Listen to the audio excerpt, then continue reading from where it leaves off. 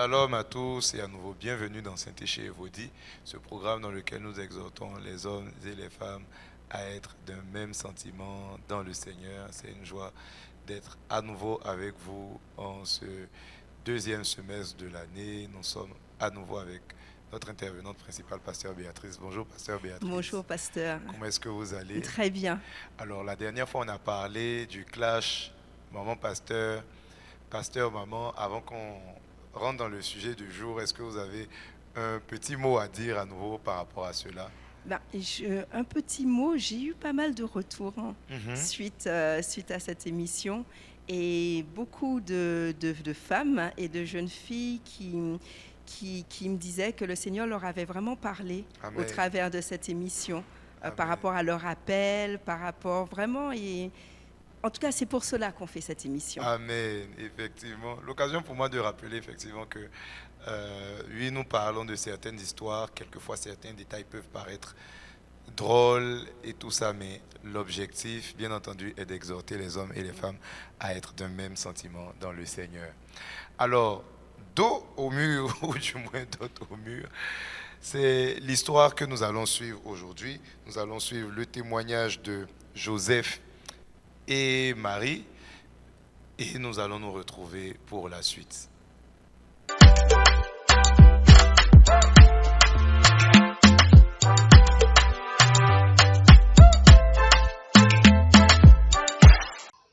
Bonjour, je m'appelle Joseph, j'ai 30 ans. J'ai une situation complexe à partager et j'ai vraiment besoin d'être éclairé. Il y a 5 ans, Marie et moi avons décidé de cheminer ensemble vers le mariage. Marie, c'est une jeune femme de mon assemblée. C'est à l'église que nous nous sommes rencontrés. On est devenus amis à la fin de nos études et quelques temps après on a matché. Il faut noter que nous venons de deux contrées du monde complètement éloignées en termes de distance, de culture et de croyance. Pour moi, et pour elle a priori, ça n'a jamais été un souci, puisque cela nous permet de créer une richesse culturelle dans la famille que nous avons prévu fonder. En plus, je n'ai jamais cherché à marier forcément quelqu'un de la même couleur de peau ou de la même nationalité que moi. L'essentiel pour moi, c'était la nouvelle naissance. Et c'est aussi le cas de Marie. Bon, enfin, c'est ce que je croyais. Après la première année de cheminement, nous avons décidé de faire connaissance, chacun avec les parents de l'autre, pour entamer les démarches en vue du mariage. Mes parents étaient réceptifs, mais sceptiques, car ils disaient que les gens de la région de Marie étaient matérialistes, en particulier les femmes. J'ai soutenu mordicus auprès de mes parents que Marie était différente, nous attachée à l'argent, et que par la prière, nous pourrions renverser les obstacles. Du côté de Marie, ils semblaient enthousiastes au premier abord. Et ensuite, la liste de la dot. Une liste faramineuse. On a eu une dispute, Marie et moi, à ce propos, parce que j'avais du mal à concevoir qu'elle laisse ses parents me soumettre des charges avoisinant les 8 000 euros. Elle m'a fait comprendre qu'elle ne pouvait vraiment pas en discuter, car la coutume ne lui permettait pas.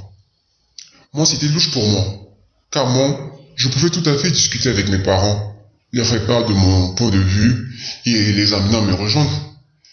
Ce qui m'a d'ailleurs permis qu'ils reçoivent la proposition par rapport à elle.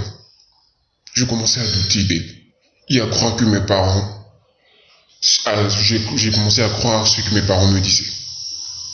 Avec l'aide du pasteur de l'église venant du pays de Marie et connaissant de leurs coutumes, des négociations ont été menées avec les parents de Marie pour réduire la dot, qui a été revue à 5 000 euros environ.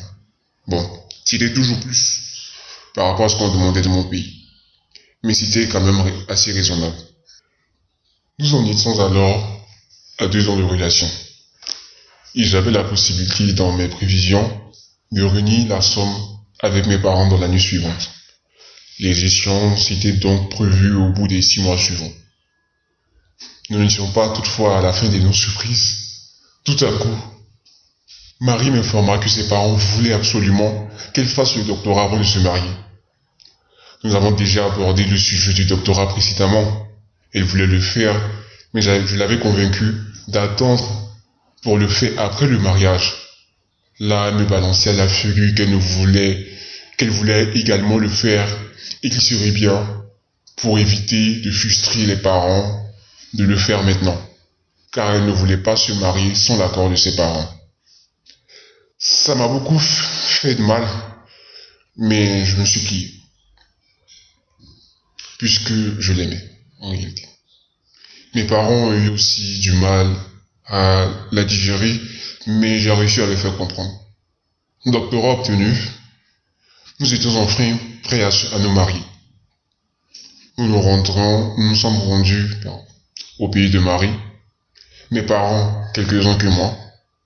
Et là, ma grande surprise, la famille de Marie a triplé le montant de la dot sur place. 15 000 euros. La raison, Marie avait un doctorat. Donc, on devait payer plus. Incroyable. Mes parents, ils étaient fâchés, très fâchés contre moi, car ils m'avaient prévenu depuis des années. Et Marie, dans tout ça, elle ne pouvait pas négocier, selon ses dires. Elle n'avait pas de mot à dire. Mes parents, par la suite, sont rentrés sans tarder. Moi aussi, j'ai fini par rentrer chez moi. Mes pasteurs sont un peu confus face à tout ce qui s'est passé.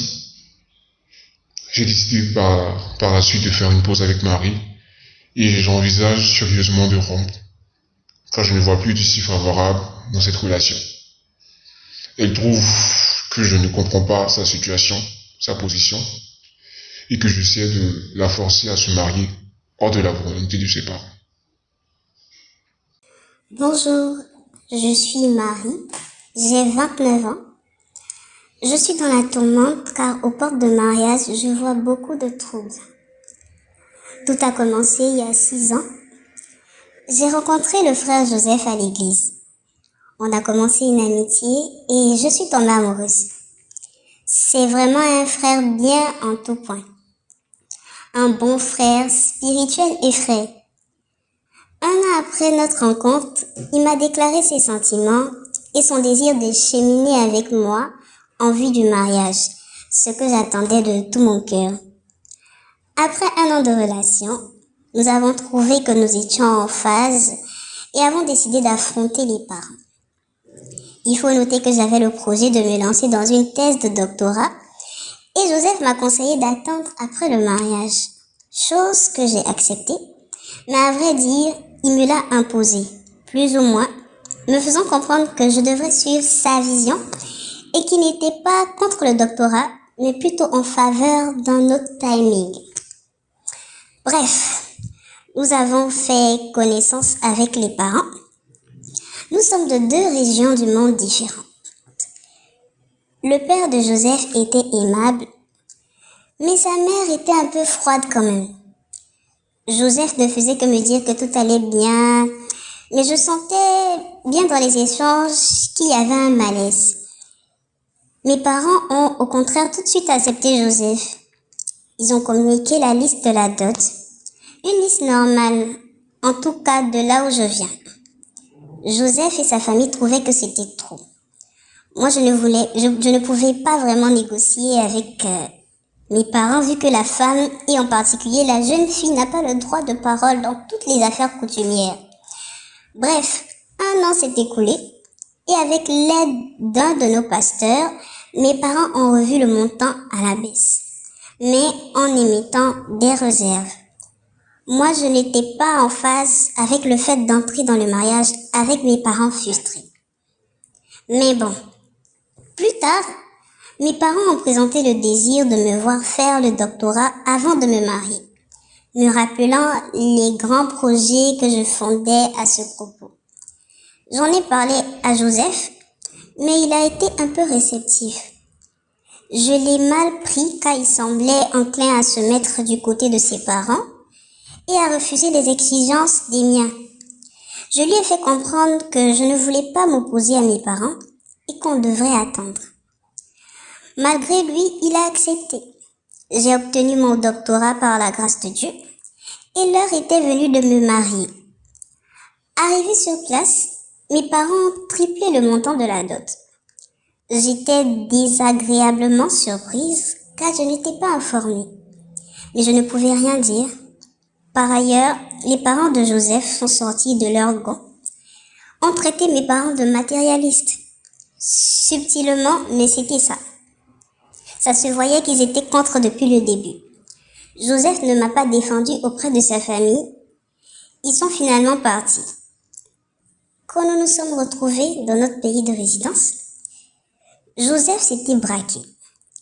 Là, nous sommes en pause et je crois qu'il n'y a plus de lendemain pour nous. En tout cas, je ne sais pas comment on peut trouver une solution. C'était mon histoire.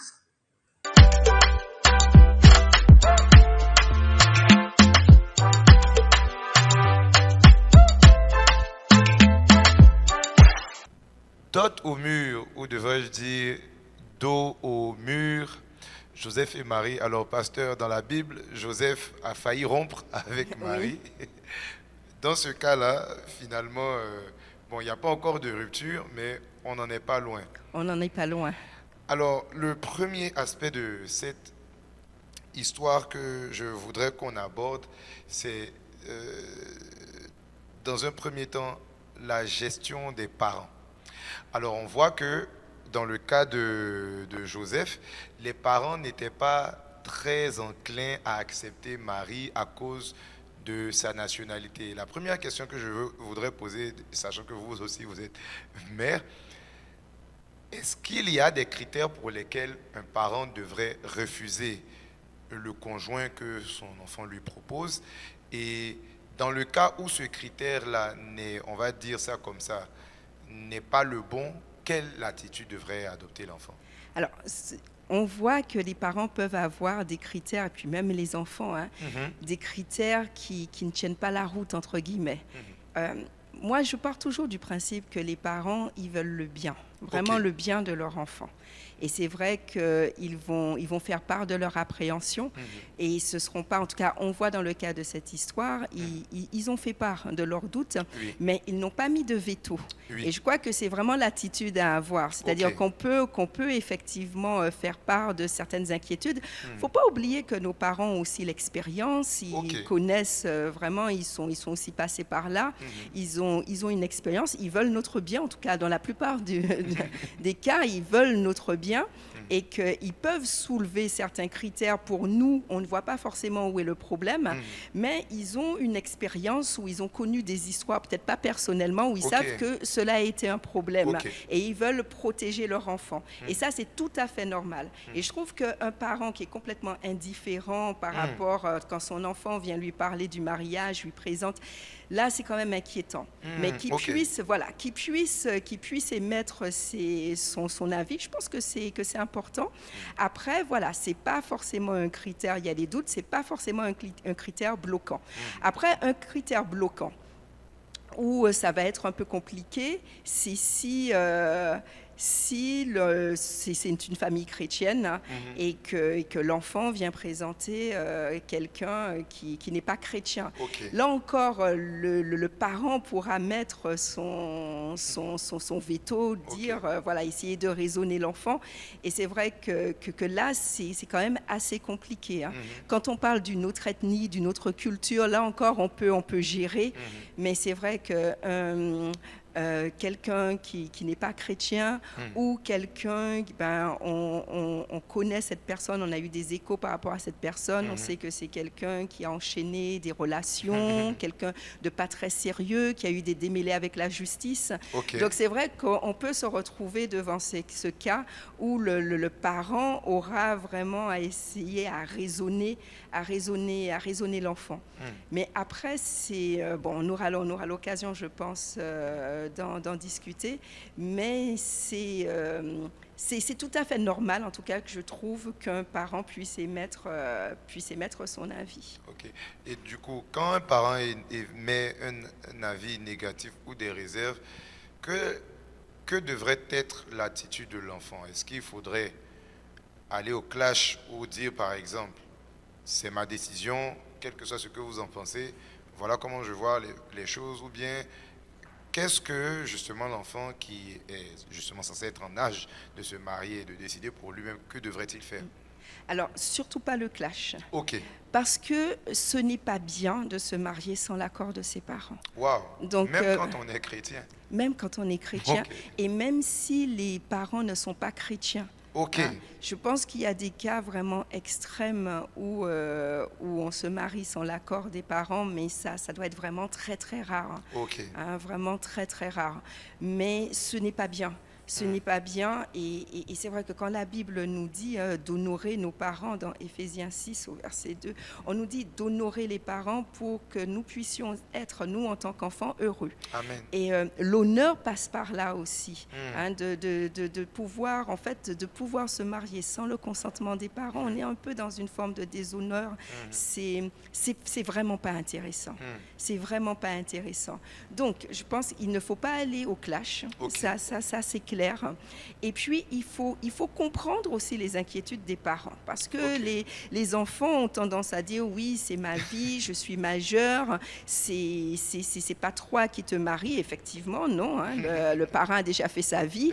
Ce n'est pas lui. Mais on doit quand même avoir cette sagesse pour pouvoir écouter les parents. Et c'est très important. Après, la prophétesse n'arrêtait pas de dire que le mariage, c'est pour les personnes matures, c'est pour les adultes. Parce qu'il faut pouvoir être en mesure aussi de faire valoir ses arguments. On est vraiment dans de la négociation. En tout cas, si on est sûr que c'est la bonne personne, si on est sûr vraiment que c'est la bonne personne, il faut pouvoir faire valoir ses arguments. Il faut être dans la discussion. Voilà, il faut être dans la discussion et il faut entendre la crainte des parents. Ça, c'est tout à fait normal que les parents soient, voilà, et puissent émettre certaines craintes. Après, il faut voir qu'est-ce qui est dans le domaine du raisonnable. Parce qu'on peut entendre certaines raisons. Et je pense qu'il faut creuser cela avec les parents. Et là encore, on est dans de la communication. Donc, tu ne veux pas, parce que tu as peur par rapport à cette ethnie, est-ce qu'il y a eu de mauvaises expériences, comment ça va passer.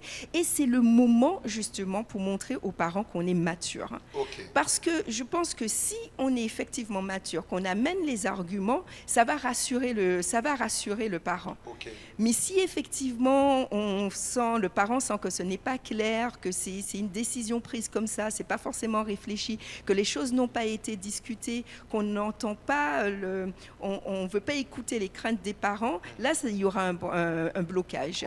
Mais si on se montre mature, si on avance des arguments qui tiennent la route, et surtout si on commence par dire, en tout cas moi c'est une technique, de ne pas aller au clash, mais de toujours commencer en disant je comprends tes inquiétudes.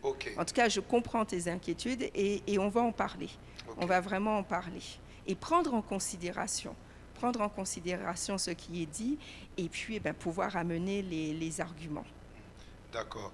Alors, ce n'est pas forcément dit dans cette histoire, mais pendant que vous interveniez, je me posais justement la question, est-ce qu'il est sage, justement, parce qu'on parlait de justement amener les choses sur la table des négociations, montrer sa maturité aux parents, est-ce qu'il est sage de dire aux parents, Dieu m'a dit que c'est la personne à marier, c'est la raison pour laquelle...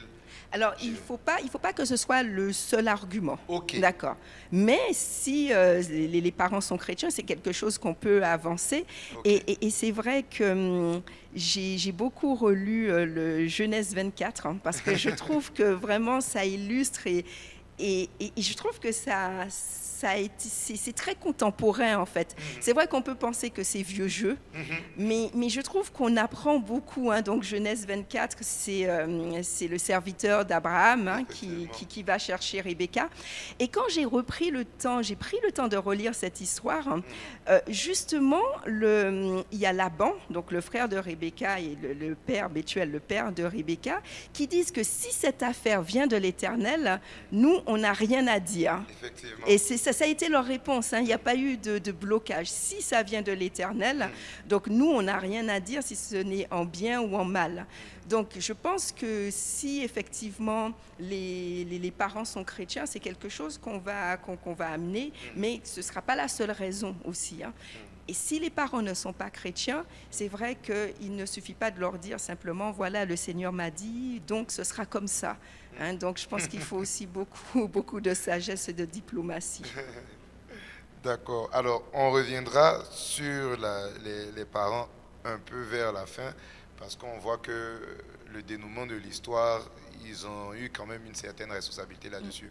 Je voudrais qu'on poursuive en parlant, on a plusieurs fois abordé ça dans d'autres émissions, de la communication. Alors, il y a un point qui va justement créer une cassure entre Joseph et Marie, c'est la question du doctorat. Marie va dire qu'elle entrevoyait faire son doctorat. Joseph lui a proposé, selon les dires de Joseph, il a proposé d'attendre après le mariage, mais Marie a estimé qu'il le lui avait imposé. Alors, bon, c'est difficile de savoir vu qu'on n'était pas là, vu que c'est le témoignage qui nous a été rapporté, mais concrètement, comment est-ce qu'on s'y prend justement déjà votre avis par exemple sur cette situation? Est-ce qu'il aurait mieux valu pour Marie qui avait déjà un certain diplôme d'attendre après le mariage pour faire le doctorat, ou est-ce qu'il aurait mieux valu qu'elle fasse le doctorat justement comme elle l'a fait avant d'aller au mariage? Alors déjà, on voit que, bon, en termes de communication, et c'est intéressant d'avoir le point de vue des deux, parce que c'est vrai que Joseph amène la situation comme quoi il a proposé, que c'est quelque chose qui a été discuté, et Marie, elle, ça lui a été imposé. C'est vrai que dans le témoignage de Marie, on a l'impression que beaucoup de choses ont été imposées, en tout cas sa perception des choses. Exactement. Et donc là, c'est là encore, il faut de la communication, qu'on soit très clair, et que l'autre n'ait pas l'impression, voilà, qu'on est en train d'imposer. La décision doit être prise ensemble. Après, la question du doctorat, moi, je pense que on n'est pas en train de parler d'une année d'études. Hein. Un doctorat, c'est minimum 3 ans. Et c'est vraiment le minimum. Et c'est rare de faire un doctorat en 3 ans. Hein. Généralement, on le fait en 4 ans, même plus. Et donc, mon avis, je pense que ça aurait été plus sage, effectivement, de se marier avant le doctorat et que les choses soient claires. Pourquoi? Parce qu'ils avaient déjà plusieurs années de relation. Donc, déjà, je crois, 2 ans. 2 ans de relation. 3 ans si... Voilà, tout se passe bien avec le doctorat. Donc, ça fait 5 ans. Je trouve que le laps de temps est très long. Hein. L'idée, effectivement, ce n'est pas de se marier très rapidement. Mais c'est vrai que, alors qu'on est... si on enlève toute la période d'amitié, là, on voit que ils avaient déjà pris leur décision par rapport au mariage, c'était quand même bien engagé. 5 ans, c'est trop long. Beaucoup de choses peuvent se passer en 5 ans. Et quand je dis beaucoup de choses, il peut y avoir aussi la tentation. Il peut y avoir voilà, une relation en 5 ans a le temps d'être brisée, etc. 2 fois. Et c'est vrai que moi, mon inquiétude aurait été par rapport à cette durée. Ce serait par exemple pour avoir un DU, un diplôme universitaire sur une année. Là, effectivement, on aurait pu négocier, voir qu'est-ce qui est possible. Mais là, on parle d'un doctorat. On parle d'un doctorat et je pense que si les choses sont bien discutées et si c'est bien clair, parce que l'idée aussi, il ne faudrait pas que... qu'elle ne fasse pas son doctorat, qu'elle rentre dans le mariage et puis qu'après elle abandonne l'idée parce que elle pense à autre chose, elle pense à un enfant. Mais si les choses sont bien discutées, si on est au clair, et puis que le mari, effectivement, si elle, justement, on voit qu'elle perd un peu l'engouement, que le mari peut réactiver aussi, peut réactiver cela. Mais je pense que c'est tout à fait possible d'être marié et d'être dans la poursuite des études. Imaginez-vous, donc, c'est vrai qu'au Maroc, pour être médecin, c'est 7 ans. Dans d'autres pays, je vois la France, c'est 10 ans. Donc, on est sous des études très longues. Imaginez-vous que si vous vous êtes connu, en tout cas, vous vous êtes connu au début des études et en tout cas que vous avez eu le go du Seigneur, que vous saviez en tout cas que vous êtes fait l'un pour l'autre, voilà, pour vous marier, qu'il faut attendre 10 ans ou qu'il faut y attendre, voilà, 7 ans. Non. Les études, ça peut être pas une trop longue période, mais c'est tout à fait, ça peut être concilié avec le mariage. De se dire effectivement que les premières années du mariage, on sera dans les études, et puis après, on va penser aux enfants ou à autre chose. Donc, il ne faut pas se dire que c'est vrai que c'est un peu plus délicat si les deux entrent dans le mariage en étant étudiants. C'est un peu plus délicat parce que par rapport aux ressources financières. Mais si l'un est déjà actif, il est dans la vie active et que l'autre doit continuer ses études, oui, pourquoi pas. Pourquoi pas. Mais en tout cas, moi, ce qui me dérange, c'est la durée. La durée, 3 ans, sachant que il ne faut pas que les études soient trop longues, en fait, et de pouvoir attendre. Parce que, voilà, beaucoup de choses peuvent se passer. Alors, justement, vous avez entamé ce point-là. Quel est le danger d'avoir une relation en vue du mariage de trop longue durée? Déjà, quelle est selon vous la durée raisonnable?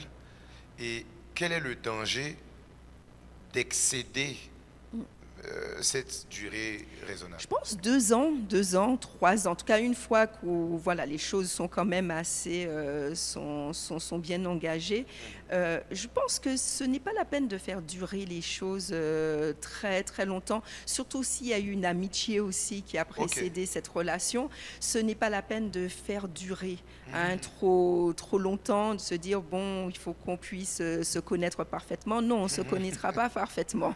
Et puis on a besoin aussi, c'est dans le cadre du mariage qu'on va découvrir aussi d'autres facettes. Donc, ne pas trop faire traîner. Et puis, le danger, c'est vraiment la tentation. Il y a cette tentation, on se côtoie, on s'aime, on sait que le Seigneur approuve cette relation, les parents ils approuvent aussi, et d'être ensemble et de savoir qu'il y a cette perspective du mariage, on peut très facilement, entre guillemets, se laisser, de se considérer comme presque marié en fait. Et donc on peut être tenté et aller un petit peu plus loin que ce qui est permis. Donc c'est vraiment le risque. C'est vraiment le risque, et puis aussi que d'autres événements vont se produire, et il peut y avoir une certaine lassitude. Là, on le voit aussi par rapport à leur témoignage. Ça ne veut pas dire qu'il n'y a plus l'amour, mais qu'il y a eu tellement d'événements que voilà. C'est comme si l'amour s'est émoussé. C'est ça. Alors, toujours dans le cas de la communication, on entend généralement que l'homme est le chef. Est-ce que du coup, dans les fiançailles, quand on discute de projets, on veut prendre des décisions ensemble, est-ce que justement le futur époux a toujours le dernier mot? Et s'il a le dernier mot, comment c'est censé se dérouler? Est-ce qu'il doit toquer du poing sur la table pour dire « j'ai décidé » ou bien est-ce que c'est à toi, à moi, la première fois c'est moi qui prends l'avantage, la deuxième fois c'est toi qui prends? Comment c'est censé se passer? Alors, ils ne sont pas encore mariés. Ok. Donc, voilà. Donc, on a l'autorité qu'on a en tant que chef de famille. Bon, dans le cadre du mariage, ils ne sont pas encore... Je pense que c'est justement, il faut profiter de ce temps pour vraiment discuter. Pour vraiment discuter, voir ce qui est possible et entendre l'argument des autres. Mais je pense que c'est maladroit par rapport à l'homme de se dire que, je suis amenée à être le chef de famille, donc là, j'impose.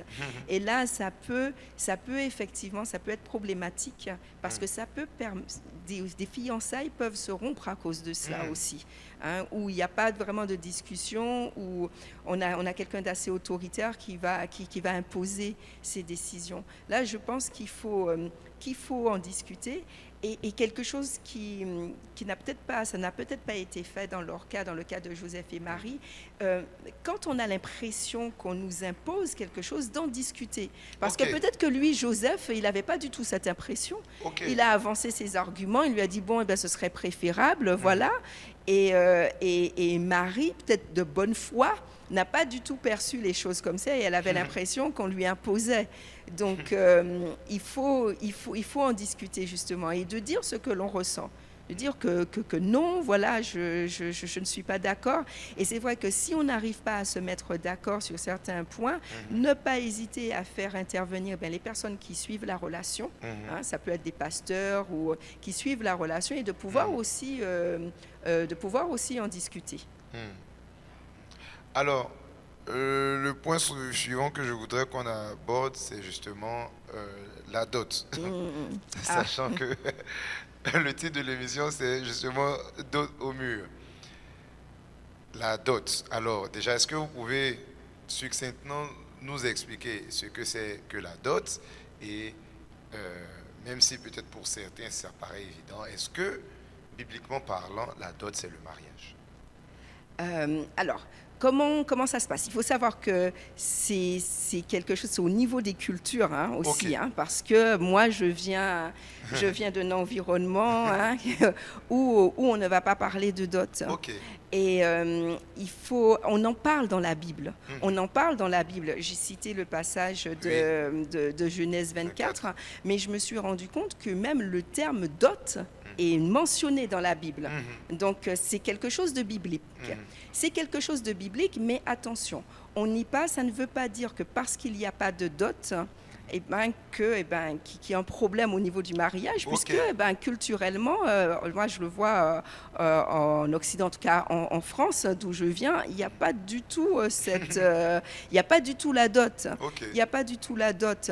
Donc voilà. Après, c'est vrai que la façon dont ça a été, dont c'est présenté dans la Bible, c'est l'équivalent de mariage. En tout cas, la façon dont c'est présenté dans la Bible. Mais par contre, là, pour nous, là, maintenant, ce n'est pas le mariage. La dot, ce n'est pas le mariage. C'est vrai que quand on lit dans la Bible, il y a la dot. Je reviens sur l'exemple de Rebecca, parce que c'est important d'avoir ces exemples bibliques. Rebecca, elle est partie avec le serviteur. Et voilà, ça a été accepté. Il y a les présents, les échanges. Il y a eu la bénédiction de la famille, ce qui est très important. Il y a eu, en tout cas, c'est le rôle aussi un peu de la dot. Donc, il y a eu cette bénédiction de la famille et elle est partie rejoindre Isaac. Donc, à aucun moment on nous parle d'une autre cérémonie, d'autre chose. Donc, c'est vrai que la façon dont c'est présenté dans la Bible, c'est l'équivalent du mariage. Mais attention, nous sommes régis, on a aussi des lois. Et Dieu n'est pas contre les lois, tout ce qui est civil. Dieu n'est pas contre cela. Et là maintenant, on a des lois et la dot n'est pas considérée comme un mariage. D'accord ? C'est pas le mariage. C'est-à-dire qu'on ne peut pas, sous prétexte qu'il y a eu la cérémonie de la dot, on part et on va habiter ensemble. On connaît ces moments d'intimité. Non. Non, la dot, c'est un moment important parce que on honore les familles aussi au travers de la dot. On reçoit aussi la bénédiction de la famille. Vous voyez, si dans les pays occidentaux, en tout cas par rapport à la France, on n'aura pas proprement parlé la dot, mais ce sera un peu l'équivalent du consentement des parents. Parce que la dot, là, quand on fait la cérémonie de la dot, c'est le consentement des parents. Quand on se marie, c'est vrai qu'on a un peu cette pensée quand on se marie, c'est l'homme et la femme, on se marie, point. Mais c'est vrai que le mariage, c'est plus que là. Il y a une famille. On ne se marie pas forcément avec la famille, mais il faut le consentement de la famille. Et c'est vrai que la dot vient honorer, cela vient sceller un peu le consentement de la famille. Et donc, en France, on n'aura pas, moi je prends l'exemple de la France, on n'aura pas forcément cette cérémonie de la dot, mais ce sera un peu l'équivalent du consentement des parents, et on aura plutôt ce qu'on appelle la cérémonie des fiançailles. Donc, ce sera le même principe dans le sens où ce sera un repas, ce seront des réjouissances, et ça montre, en tout cas, ça marque que les familles sont d'accord, sont d'accord. Mais là, maintenant, on a, et il faut qu'on puisse comprendre, parce que tout le monde ne comprend pas forcément pourquoi, une fois qu'on a eu la dot, pourquoi on ne peut pas se marier, pourquoi c'est pas le mariage, pourquoi on ne peut pas partir ensemble. Je pense qu'il faut qu'on puisse voir aussi tout ce qui est le mariage civil comme aussi une protection.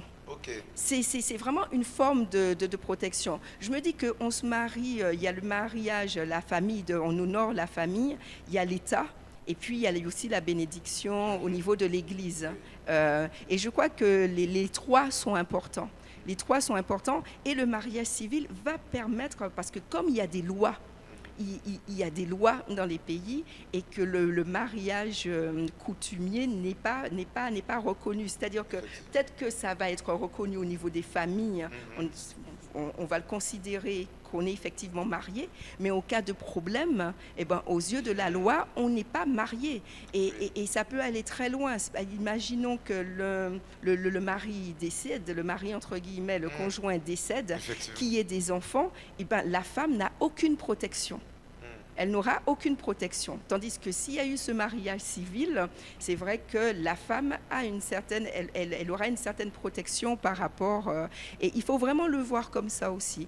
Donc, Dieu n'est pas contre les lois du pays et nous demande justement de respecter aussi les lois du pays dans la mesure où ça ne va pas à l'encontre de la parole, mais je voudrais insister dessus sur le fait que le mariage, le fait d'être passé par la cérémonie de la dot, on n'est pas marié aux yeux de Dieu, on n'est pas marié aux yeux de l'État. Amen.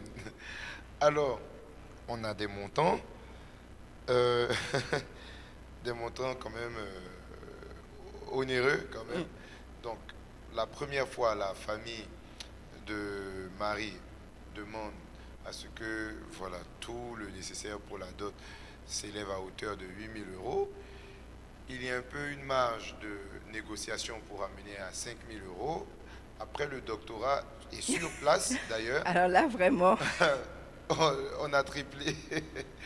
Alors, la première question que je voulais poser par rapport à ça, c'est est-ce qu'il y a un montant raisonnable pour la dot ou est-ce qu'il y a des montants déraisonnables? Oui, il y a des montants déraisonnables. Okay. Si on a compris vraiment qu'est-ce que la dot à la base, où on honore la famille, où c'est une célébration au niveau de la famille, si on comprend vraiment, si on respecte la famille, si on comprend vraiment à la base qu'est-ce que la dot, on peut pas considérer, parce que moi là dans cette histoire, et malheureusement ça peut être fréquent, la jeune fille est comme une marchandise en fait, utilisée vraiment avec une valeur marchande.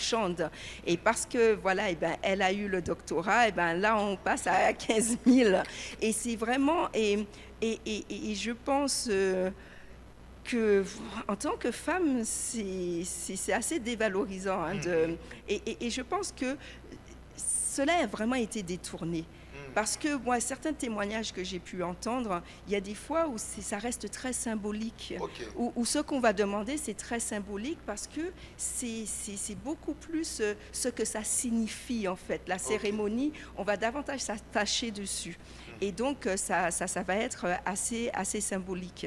Et puis, en fonction aussi de la condition, des richesses. Et je pense qu'au fur et à mesure, on est sorti un peu de ce que la dot représente. Et on a l'impression que c'est une façon de s'enrichir et d'avoir certains biens. Et là, on est vraiment dans de l'exagération. Et il ne faut pas oublier, je pense que demander des montants aussi élevés, c'est déjà mettre en danger le couple. Parce qu'il y a cette façon... C'est vrai qu'au niveau du paiement de la dot, c'est vrai que c'est pas que l'homme qui a engagé sa famille aussi se mobilise pour l'aider à payer. Donc, dans la dot, on est vraiment sur une question de famille. Et donc, la famille du garçon va aider. Mais là, on prend le risque qu'effectivement, le mariage ne se fasse pas parce que c'est démesuré, on ne va pas quand même demander à quelqu'un de vendre un rein ou de s'endetter pour pouvoir payer une dot. Et puis, c'est compromettre aussi l'entrée des deux jeunes dans le mariage. Parce que tout ce qui est donné aussi dans la dot, si on est sur des montants très élevés, c'est ce qui vient en moins pour pouvoir démarrer correctement le mariage, parce qu'on sait que quand on se marie, il y a des frais. Je ne parle pas forcément de la cérémonie du mariage, mais je parle que voilà, il faut un logement, il y a beaucoup de frais, et donc il faut quand même avoir un certain capital pour bien démarrer, pour pouvoir bien démarrer dans sa vie de couple. Et demander une dot, vraiment un montant exagéré, c'est vraiment compromettre tout ça. Alors, vous avez touché un aspect tout à l'heure que je n'avais pas forcément prévu de poser, mais vous avez dit justement qu'il est dangereux de s'endetter pour payer la dot, justement, qu'il ne faudrait pas être dans une position de dette pour payer la dot. Justement, en quoi est-ce que c'est dangereux? C'est dangereux parce il sera à peine marié, en tout cas le marié, là, il sera à peine marié qu'il aura déjà un crédit à rembourser.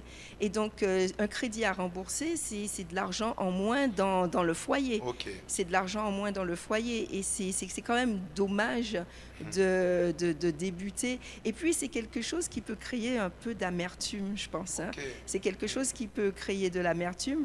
Et à la moindre friction, parce que dans un couple, hein, il y aura forcément des frictions, la tentation peut être de dire, eh ben, moi, je peux pas, tu me demandes ça, mais moi, je peux pas te le payer parce que j'ai un crédit là à rembourser. Ça peut être vraiment utilisé comme argument et voilà. Ce n'est pas bien. Donc, après, moi, c'est vrai que je ne sais pas. Peut-être que vous pourrez me dire, je ne sais pas si c'est une pratique effectivement courante de pouvoir s'endetter, pour payer la dot. Est-ce que c'est courant? Alors, j'ai déjà entendu des gens le faire, en tout cas, prendre des crédits à la banque auprès de d'autres personnes pour pouvoir justement régler la dot. Après, tout est question de montant aussi. Ok. Je vois que tout est question de montant. Hein, si on est sous des montants faramineux, là, ça peut être problématique. Mais quoi qu'il en soit, je trouve que c'est dommage d'entrer dans le mariage avec déjà un crédit par rapport à la dot. Et je pense qu'il voilà, et puis il faut être raisonnable, connaître voilà, qu'est-ce qu'on est capable de donner. Et là, on voit qu'il y a quand même cet effort qui a été fait. Il se dit, bon, on est passé de 8 000 à 5 000. Il a fait aussi ses calculs. Il s'est dit, bon, les 5 000, il y aura quand même cette possibilité. Ça, c'est une bonne chose.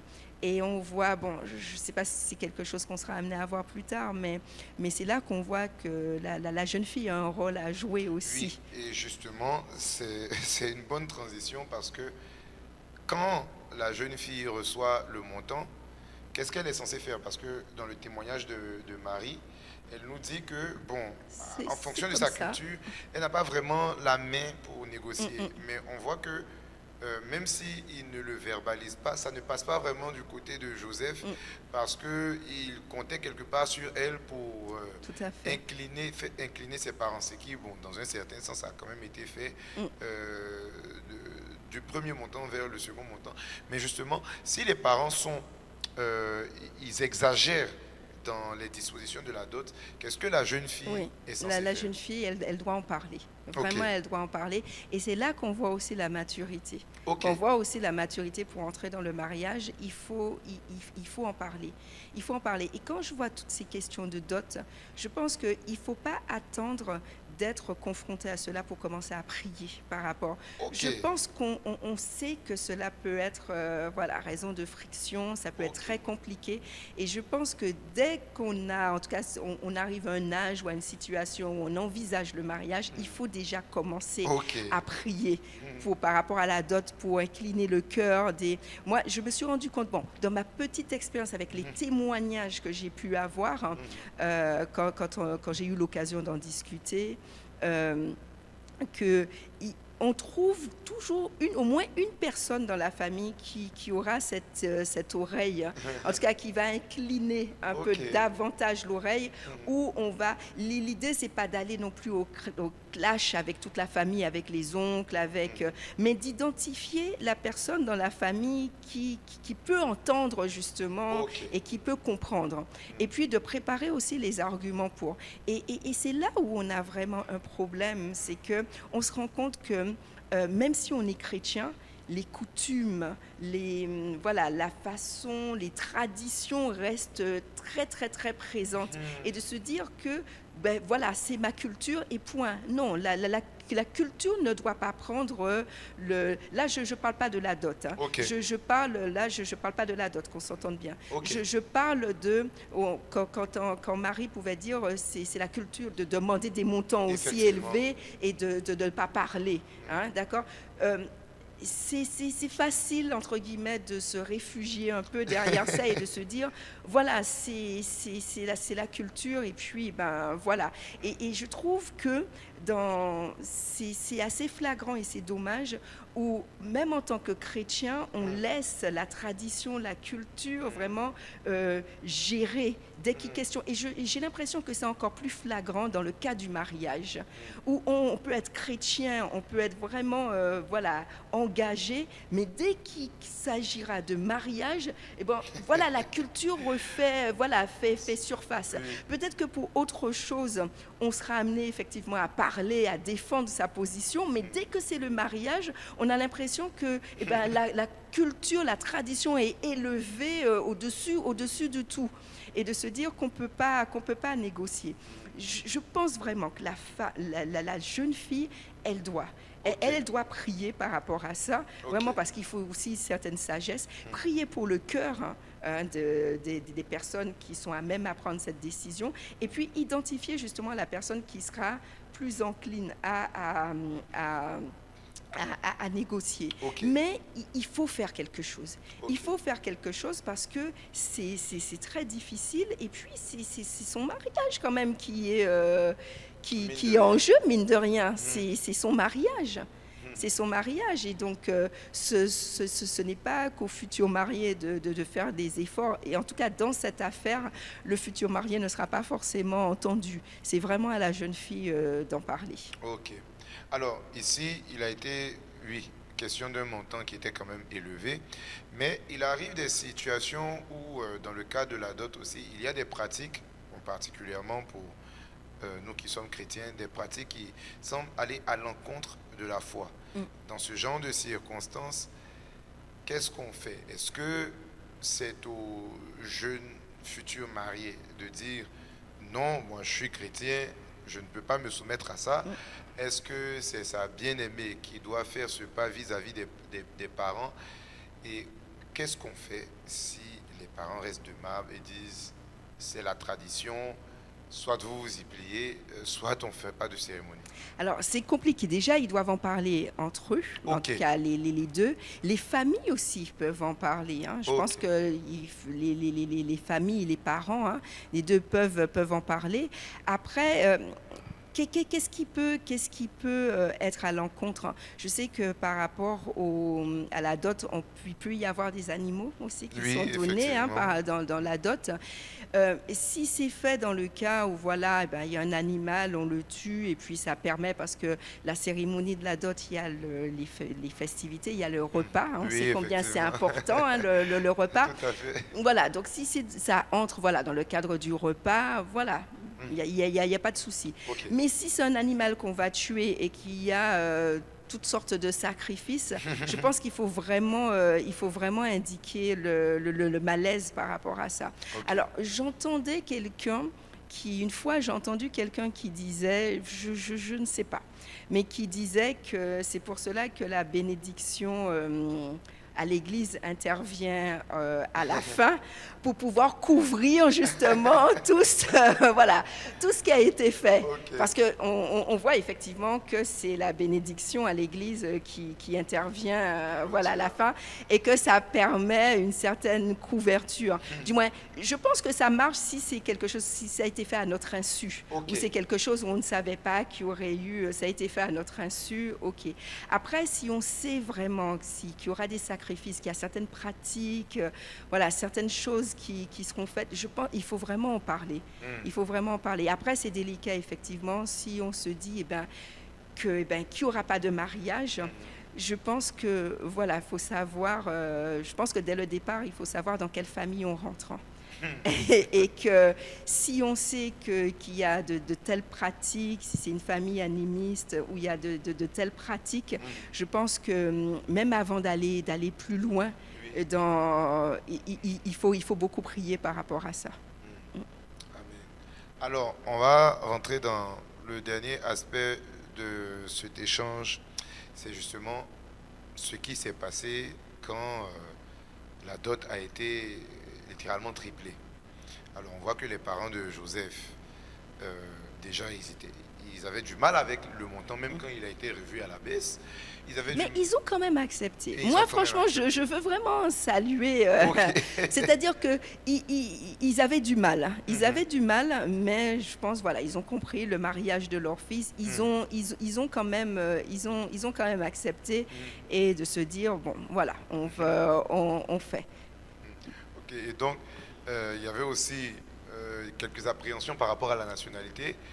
Et effectivement, quand la dot a été triplée, ils n'ont pas voulu entendre raison, ils sont partis. Alors, la première question que je veux poser justement dans ce cadre, c'est que est-ce que Joseph aurait pu les en empêcher? Alors, c'est-à-dire que s'il ne serait pas parti, ce serait pour de la négociation. Parce qu'après, je ne pense pas que ce soit possible. Là, on arrive à 15 000. Oui. On arrive à 15 000. Je pense que en l'état, c'est compliqué. En l'état, c'est compliqué. Et je pense que ce qui a été compliqué aussi, au-delà du montant, c'est la raison avancée. Et là, vraiment, on a vraiment cette idée de marchandise, hein, où comme on se dit qu'il y a dans certaines ethnies, certains pays où on est content d'avoir des filles, hein, parce que justement on se dit on aura la possibilité, voilà, là ce sont des choses vraies, hein, où on se dit que on va les marier et on aura la dot. Mais c'est vrai que c'est très inconfortable de se dire que la raison qui a été avancée, c'est parce que maintenant qu'elle a un doctorat, elle a gagné de la valeur sur le marché, entre guillemets, c'est ça, hein, et donc elle sera plus chère. Et là, on s'éloigne complètement à la base de ce que signifie la dot. Et là, on est vraiment sur, on est sur un marché et je peux comprendre vraiment que ça ait choqué les parents et que même Joseph, hein, par rapport à ça, je peux le comprendre. Après, effectivement, lui, ce qu'il aurait pu dire, c'est de leur dire, bon, on va quand même négocier. Il y a quand même quelque chose, ne pas claquer la porte. On va voir, la négociation a été possible une première fois, voir qu'est-ce qui est possible. Et là aussi, ne pas négocier seul. Il aurait fallu que la jeune fille aussi puisse parler aussi par rapport et on a l'impression, je ne dis pas que c'est forcément dans ce cas, hein, mais on a l'impression que ça peut être parfois le cas où on ne veut pas forcément marier notre enfant avec cette personne, mais que on va fixer un montant très élevé et voilà, ça me rappelle un peu Saül, ce qu'il a effectivement pour Michal, voilà, c'est-à-dire qu'il n'y avait pas de dot, en tout cas d'argent proprement parlé, mais il lui a quand même demandé quelque chose de très très très difficile, voilà, de très difficile. Et on a un peu l'impression d'être, et qu'il y a eu l'étonnement, quand il est venu ramener ses 100 prépuces. Et là, voilà, c'est vrai que c'est pas évident comme situation. Alors, partons du principe que les parents de Joseph ayant décidé de partir, lui, il soit resté.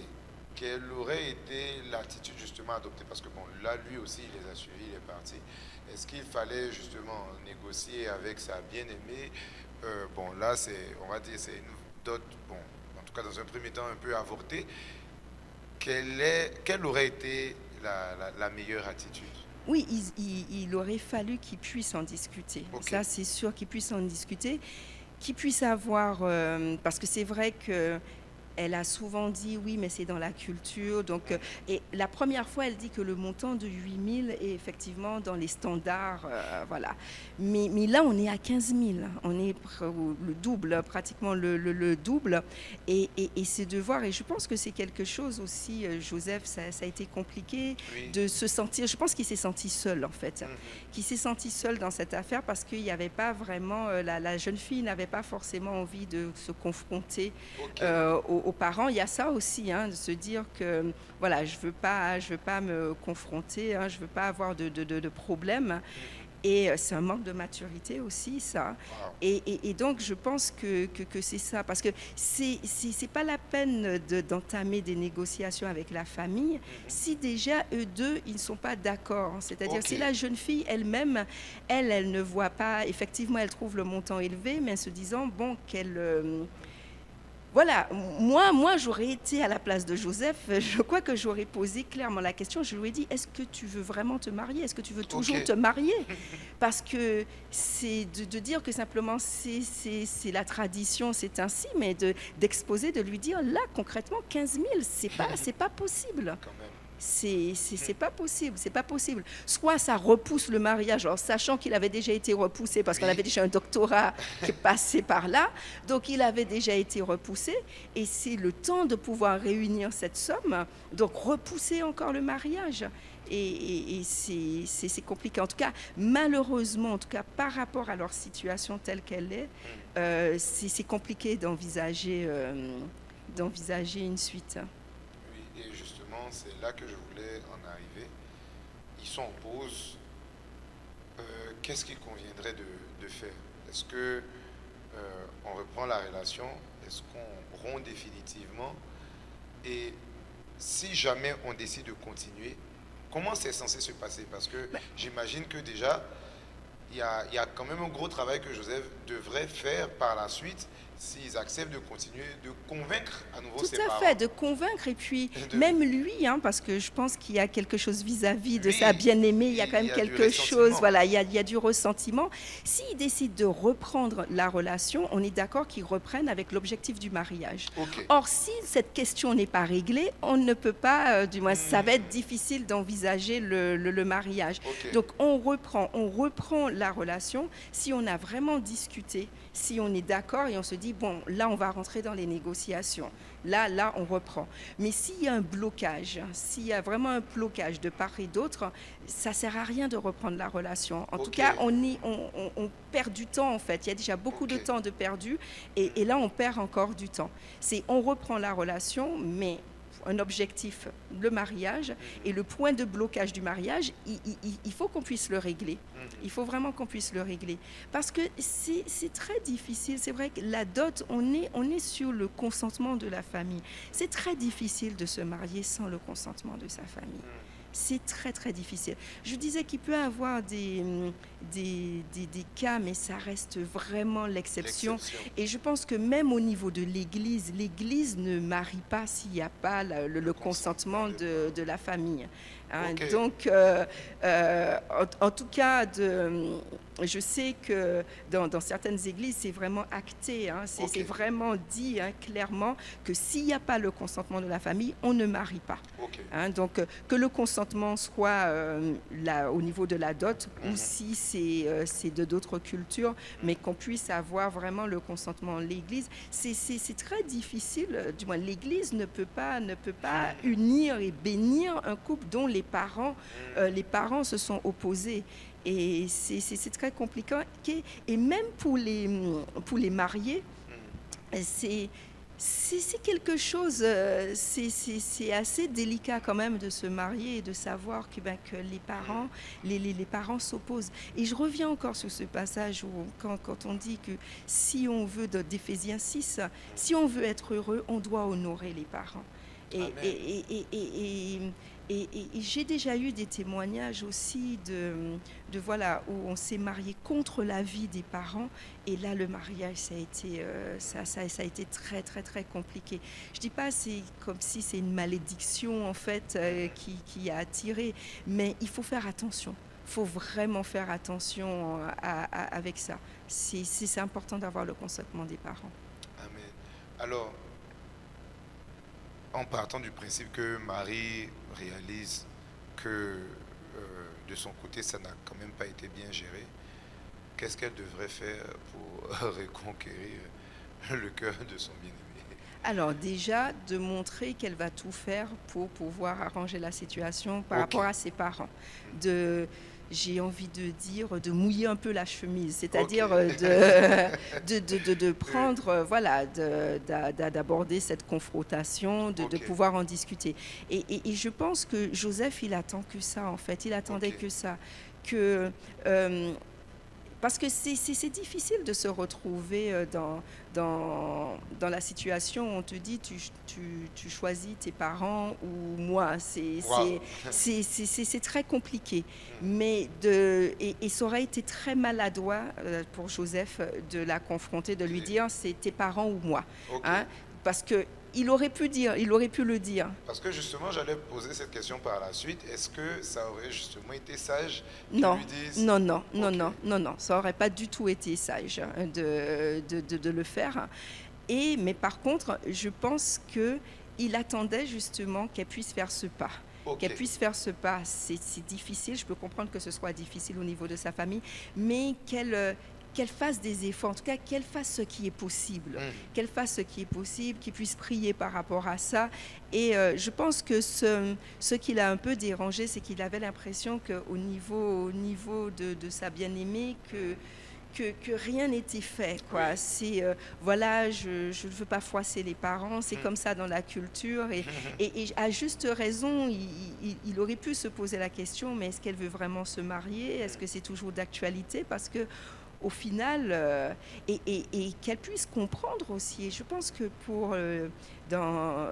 si c'est important que la bien-aimée puisse comprendre que le futur époux, il ne peut pas, il connaît la condition aussi, parce que ce sont des choses, on en discute pendant les fiançailles. Hein. Pendant les fiançailles, tu sais que si ton futur conjoint, il travaille déjà, tu connais les montants, ce sont des choses dont on discute pendant les fiançailles. Et la fiancée est censée savoir ce que son futur mari est capable, le montant, ce qu'il est capable d'aligner, et connaît aussi un peu la condition de la famille, hein, et de savoir qu'est-ce qui est possible ou pas. Hein, ça, c'est quelque chose, normalement, durant les fiançailles, on sait. Et là, c'est vraiment le mettre aussi en difficulté, et de savoir que c'est compliqué. Savoir qu'il n'avait pas les moyens, que la famille n'avait pas forcément les moyens d'aligner une telle somme d'argent. Ok. Alors que nous sommes en train de marcher vers le terme de cette émission, j'aimerais que vous puissiez adresser une parole à 3 types de personnes. Premièrement, les parents. Qu'est-ce que vous pouvez dire aux parents qui justement sont un peu comme les gardiens de la tradition, qui voient en la dot justement une manière de, entre guillemets, peut-être rembourser les dépenses qui ont été engagées pour l'enfant? Qu'est-ce que vous pouvez leur dire en tant que pasteur, en tant que mère, vous aussi? Qu'est-ce que vous pouvez leur dire? Déjà qu'ils puissent comprendre que il faut vraiment cet équilibre. Amen. Il faut vraiment cet équilibre, et les parents ne sont pas là pour s'opposer au mariage des enfants. Amen.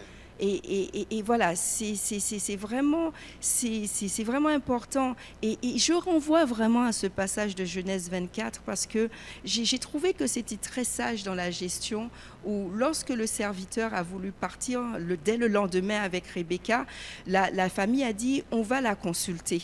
On va consulter Rebecca pour savoir si elle accepte de partir dès le lendemain, puisque la famille voulait la garder un peu plus longtemps. Et donc, je pense que il faut que les parents puissent comprendre aussi qui font des enfants, que les enfants ne leur appartiennent pas, et qu'à un moment, effectivement, déjà des petits, il faut déjà se préparer de savoir que les enfants sont amenés à partir.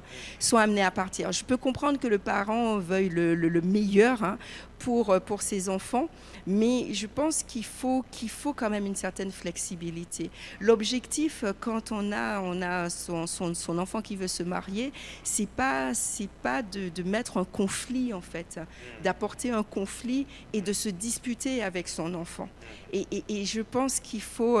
c'est vrai que nous, en tant que parents, on veut le bien-être de nos enfants, on veut aussi respecter une certaine tradition, mais j'appelle quand même les parents à avoir vraiment cette flexibilité, d'être à l'écoute des enfants, surtout si les enfants sont matures. Vraiment, si les enfants sont quand même assez avancés dans cette réflexion, d'avoir quand même cette oreille, d'avoir vraiment cette oreille. Et moi, j'ai eu l'occasion de le dire, en tout cas quand je discute avec certaines personnes, si on n'est pas d'accord avec un mariage, de pouvoir prier aussi par rapport, en tout cas, si les parents sont chrétiens, de pouvoir prier. et de ne pas aller forcément à leur contre et de Ok. se dire que non, tu ne vas pas te marier. Alors, je parle par rapport aux raisons, tu ne vas pas te marier avec cette personne, mais de vraiment prier et de laisser le Seigneur, voilà, si ça ne doit pas se faire, la relation va se rompre. C'est très difficile aussi en tant que parent de s'opposer au mariage des enfants. Et dire, je vais encore me référer à la Bible, hein. Je prends encore un autre cas, parce que les mariages dans la Bible, franchement, je vous invite à lire. La Bible nous apprend beaucoup. Il y a eu ce mariage, il y a Samson qui est venu ramener, voilà, une fille des Philistins, voilà, qui était à l'époque les pires ennemis, entre guillemets, d'Israël. Et les parents ont dit leur désaccord, mais ils n'ont pas empêché. Après, on voit qu'ils sont partis avec Samson pour pouvoir...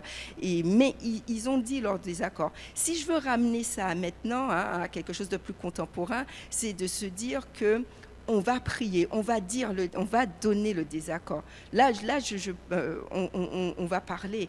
Là, je parle si le futur époux, voilà, c'est pas un repris de justice, c'est pas, voilà, on écarte tout ça. On va prier. On va vraiment prier par rapport à ça, et on va se rendre compte que les choses vont se faire. La relation va s'arrêter. Il y aura quelque chose, en tout cas. Mais vraiment, il ne faudrait pas que le mariage soit source de conflit. Je sais qu'il y a des parents qui s'entêtent, et peut-être que vous êtes en train d'écouter cette émission, et ne mettez pas vos enfants dans des situations inconfortables où vos enfants soient amenés à choisir entre vous et le futur époux. Et au niveau de la tradition, je pense qu'il peut y avoir une certaine flexibilité. Hein, là, on n'est pas en train de parler d'enlever la cérémonie de la dot. Ok. Là, on parle effectivement d'être un peu plus raisonnable. Il y a des dots et des cérémonies qui se font très simplement. Il y a des montants qui sont donnés, et le mariage, voilà, tout se passe très bien. Tout se passe très bien. Donc, d'avoir de la flexibilité par rapport à ça. Ok. Alors, le deuxième groupe de personnes auxquelles je voudrais que vous adressiez un mot, c'est justement les Joseph, qui sont dans une relation où la communication ne passe pas forcément bien. Et justement, à propos du sujet de la dot, il y a des mésententes. Quelle est la sagesse qu'il faut adopter dans ce genre de choses? Alors, il faut aussi se poser des questions, parce que si à ce stade-là, la communication ne passe pas bien, ça veut dire que même par la suite, ça risque de poser problème aussi. Hein. Ok. Ça risque de poser problème. Imaginez-vous que Marie et Joseph se marient, effectivement.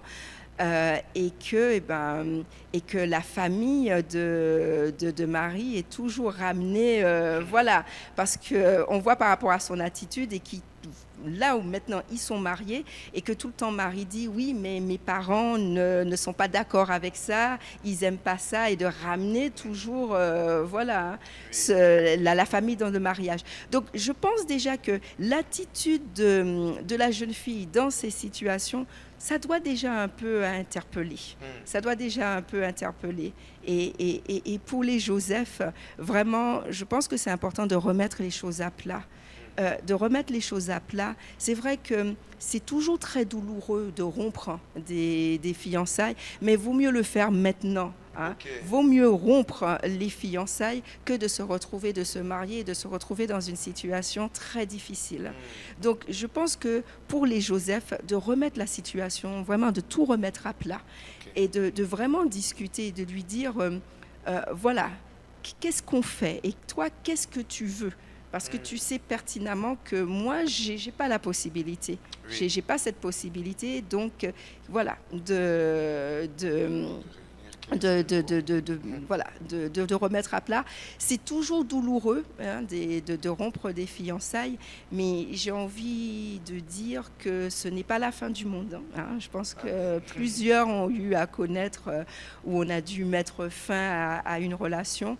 Et ça ne veut pas dire qu'on va plus se marier, que la vie est gâchée.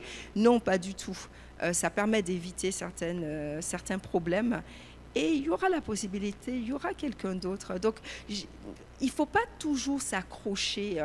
Il faut voir quand il y a quand on s'est réellement battu. Je dis quand on s'est réellement battu pour cette relation. Parce qu'il y a certaines personnes, effectivement, qui baissent les bras très rapidement et qui disent, bon, les parents ne veulent pas, point, et qui baissent les bras très rapidement. Mais là, je parle que si on s'est réellement battu, si on a prié, on a fait tout ce qu'il fallait et qu'il y a vraiment un blocage, une opposition, il y a un moment, il faut se dire, bon, là, il y a pas vraiment d'issue, et de se dire que oui, ce sera douloureux, mais qu'il y aura la possibilité, en tout cas le Seigneur donnera cette possibilité.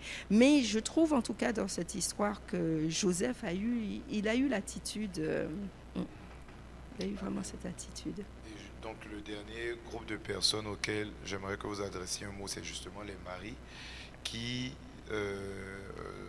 ont d'un côté la famille qui a sa volonté, d'un autre côté le bien-aimé qui a sa volonté et qui ne savent pas justement prendre position. Qu'est-ce que vous pouvez donner comme conseil justement à nos jeunes sœurs qui nous suivent? Alors déjà, je vais dire aux maris qu'elles ne sont pas prêtes pour le mariage. Ok. En tout cas, ça a le mérite d'être oui, clair. ça a le mérite d'être clair. Elles ne sont pas prêtes. Elles ne sont pas prêtes. Si elles ne défendent pas, vraiment, je pense qu'il ne faut pas que les maris se disent je vais laisser le jeune homme se débattre dans cette situation, que c'est vraiment à lui. Non, parce qu'il faut déjà qu'ils comprennent. C'est vrai qu'ils ne sont pas encore mariés, mais il faut qu'ils sont amenés à construire quelque chose ensemble. Et donc, moi, les maris, en tout cas, s'il y a des maris qui nous écoutent et qui, justement, se retrouvent dans cette situation, moi, ce que je vais leur dire, c'est qu'elles ne sont pas prêtes. Qu'elles ne sont pas prêtes. Et le conseil, justement, c'est de se poser des questions, de revoir un peu leur position et de savoir est-ce qu'elles sont sûres de ce mariage, est-ce qu'elles veulent s'engager. Et si elles se posent ces questions et qu'elles veulent vraiment s'engager, là, il faut se lever. Il faut se lever dans la prière, il faut se lever, effectivement, voir qu'est-ce qui est possible, de pouvoir, comme je le disais, d'identifier cette personne qui peut être un peu plus flexible, en tout cas, et de dire aux parents, c'est pas manquer de respect. Quand je dis la confrontation avec les parents, on a tout de suite l'impression que c'est un clash et puis on manque de respect aux parents. C'est pas du tout ça. On peut rester très respectueux et dire qu'on n'est pas d'accord. Daniel et ses amis étaient très respectueux vis-à-vis du roi et pourtant ils ont dit que non, on n'est pas d'accord. À aucun moment ils ont insulté le roi. Et donc on peut rester très respectueux vis-à-vis des parents, mais exprimer effectivement un désaccord et de pouvoir amener les arguments. Et c'est vraiment source aussi, et pourquoi je dis que les maris ne sont pas prêtes pour le mariage, parce qu'elles ne sont pas matures, elles ne sont pas prêtes en tout cas à rentrer dans cette confrontation et de se dire qu'effectivement, oui, il y a des personnes qui ne seront pas satisfaites, il y a des personnes qui seront mécontentes, mais c'est aussi ça, rentrer dans le mariage, c'est aussi, il y a des personnes qui ne sont pas contentes, qui n'approuvent pas forcément le mariage. Donc vraiment de dire au mari de vraiment réfléchir. Le conseil, c'est de réfléchir. Est-ce que réellement elles se sentent prêtes à pouvoir entrer dans le mariage et à pouvoir défendre? Parce que là, on parle de la dot, mais dans le mariage, il y aura aussi autre chose à défendre. Il faudra prendre le parti. Et est-ce qu'on est prêt à prendre le parti de son époux? Voilà. Waouh, amen. Nous avons vraiment été bénis en ce jour au travers de cette émission et je crois que chacun, selon la position dans laquelle il se trouve, a vraiment tiré des leçons. L'occasion pour moi, avant de donner la parole une dernière fois au pasteur Béatrice, de nous encourager. Déjà, si vous avez une histoire, vous avez vécu une histoire relationnelle, pas seulement en rapport avec le mariage, mais dans le relationnel, pour laquelle il y avait vraiment besoin d'un conseil en particulier. Si vous avez besoin d'un conseil en particulier, vous pouvez nous contacter au contact qui s'affiche juste en dessous de l'écran. Et puis, pasteur Béatrice et la prophétesse se feront un plaisir de vous accompagner. Et même si vous avez déjà trouvé une solution dans votre assemblée locale ou bien dans votre famille, votre histoire peut servir aussi d'exemple pour pouvoir exhorter les hommes et les femmes à être d'un même sentiment dans le Seigneur. Bien entendu, nous allons respecter votre anonymat et votre intimité afin que justement l'émission ne soit pas ne soit pas matière justement à vous à vous exposer. Merci beaucoup, Pasteur Béatrice, Merci. pour votre disponibilité. Avant qu'on ne finisse, est-ce que vous pouvez prendre la parole pour prier justement pour toutes ces personnes qui ont des projets de mariage, qui sont en train d'arriver au bout, qui ont quelquefois des soucis de communication, des soucis avec la famille, peut-être même des soucis sur le plan de la légalité par rapport aux procédures administratives. Est-ce que vous pouvez prier pour toutes ces personnes? Seigneur Jésus, je viens te remettre toutes ces personnes. Seigneur, c'est toi qui as institué le mariage et nous savons combien le mariage est combattu par l'ennemi. Seigneur, je viens te présenter toutes ces personnes qui sont au stade de projet ou qui sont déjà largement engagées, mais qui se retrouvent confrontées à des situations très difficiles. Saint-Esprit, je te prie, je te demande vraiment de pouvoir les assister, de leur donner la sagesse dont elles ont besoin. Seigneur, de vraiment pouvoir les guider. Seigneur, parce que l'objectif, ce n'est pas que les choses ne puissent pas aboutir ou qu'il y ait un clash ou que ce soit l'occasion qu'il y ait des disputes dans la famille. Mais nous savons que sans toi, ce n'est pas possible. C'est pour cela que je te demande vraiment de fortifier ces personnes. Vraiment, si elles sont découragées, qu'elles puissent vraiment reprendre courage, que tu puisses leur montrer comment agir dans ces situations et que leur foi puisse être fortifiée. Parce que nous savons que tout est possible. Tout est possible pour celui qui croit. Et nous avons aussi des témoignages. Nous savons comment tu as pu disposer des cœurs, comment tu as pu agir, Seigneur. Alors, Seigneur, que vraiment tu puisses continuer à faire cette œuvre dans la vie de ces personnes et que vraiment, si j'ai à cœur particulièrement parce que je sens qu'il y a des personnes qui sont près de l'abandon. Alors que je suis en train de prier, je sens qu'il y a des personnes qui sont à deux doigts d'abandonner, qui sont vraiment découragées par rapport à cette situation. Et Seigneur, je te remets ces personnes. Et je veux vraiment dire à ces personnes que vraiment de se laisser être fortifiées par le Seigneur, de chercher la face du Seigneur et de vraiment prier. C'est vrai que même si vous n'avez pas envie de prier, ce que le Seigneur vous dit, c'est de vous remettre, de vous remettre à prier, de prier ensemble aussi par rapport à ces situations. Seigneur, je te dis merci parce que je le crois. Nous aurons encore des témoignages, Seigneur. Nous aurons des témoignages par rapport à ces situations. Tu es vraiment celui qui aplani les sentiers. Tu es celui vraiment où là où nous pensons que c'est impossible, là où nous avons essayé de faire par nos propres forces et que nous avons échoué. Seigneur, je prie que chacun puisse expérimenter le Dieu que tu es, celui qui est capable de dénouer les situations les plus compliquées, Seigneur. Seigneur, nous te disons merci. Merci parce que tu es là. Dans ces situations aussi, tu es là. Et ton désir vraiment, c'est de permettre que ces mariages, Seigneur, qui sont approuvés de toi, que vraiment ces mariages puissent se concrétiser. Dans le nom de Jésus. Amen. Amen. Amen. Merci beaucoup, Pasteur Béatrice. Merci. À la prochaine. Shalom. Shalom.